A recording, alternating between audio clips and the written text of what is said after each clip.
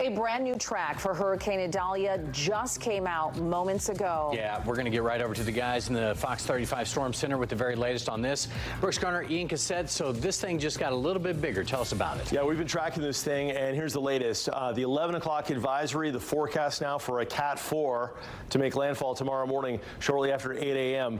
near Tallahassee or Taylor County near Perry, and then work northeastward into Georgia. Winds of 130 miles an hour at landfall. That's a low-end Cat 4, but it's still a severe hurricane, and it's going to bring with it a major storm surge to the coastal counties from Taylor County down through Dixie County into Levy and Citrus counties with up to 15 feet of inundation, 15 feet of storm surge. Right now it's got winds of 110, so it's just shy of a major hurricane. That threshold, Cat 3, begins at 111. It's moving north now at 18 miles an hour. It's expected to make a slight eastward turn. At this point, the track does take a little bit farther west, but it's now a bigger hurricane. As far as Orlando is concerned, we're about 175 miles from the center of track, but the storm itself has an extension from its center out to about 300 miles, so it'll be firmly within its realm of influence. At this point, we're in a little bit of a lull. We're in the sinking air portion of the hurricane, but we're going to start to catch the rising air with all the rain like they're seeing right now on the Gulf Coast. Bradenton, Sarasota, they're catching about 4-inch-per-hour rainfall rates. This hurricane clearly defined on radar. By the way, we've also got tornado watches in effect from basically Lake County points west till 6 a.m. Likely to see those extended farther east for tomorrow as we start to catch some of these rain bands that within them have tornadoes and water spouts. That said, the eye wall itself is only about 13 miles wide. That's a very small eye wall, and that will allow the system to rapidly intensify even further than where it is now. It's located about 106 miles off of Madeira Beach here in Pinellas County, and it's heading due north.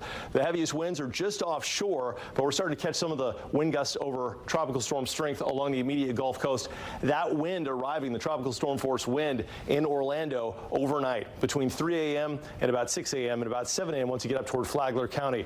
Now, I'd mentioned the storm surge. This is going to be a major issue for us, 10 to 15-foot storm surge. This area hasn't been tested by a major hurricane in this part of the Panhandle, get this, since 1896. You've got to go back more than 120 years.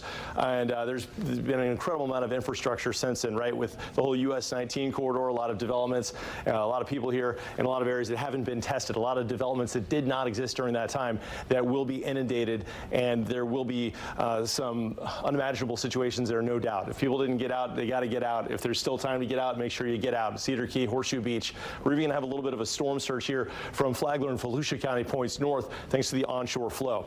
Orlando's under a tropical storm warning. We've got hurricane warnings from Sumter County in the I-75 corridor points west to the Gulf Coast.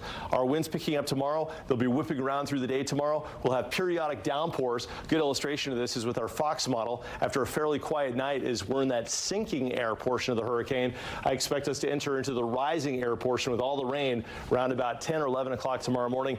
That's when we could start to see tornado warnings, and that's when we'll definitely start to see those winds gusting over 60 miles per hour. So John and Luann, this is a major development now that this has increased in its forecast strength from a Cat 3 to a Cat 4. That exponentially increases the damages expected and could lead to higher storm surges with higher wind speeds associated with the storm.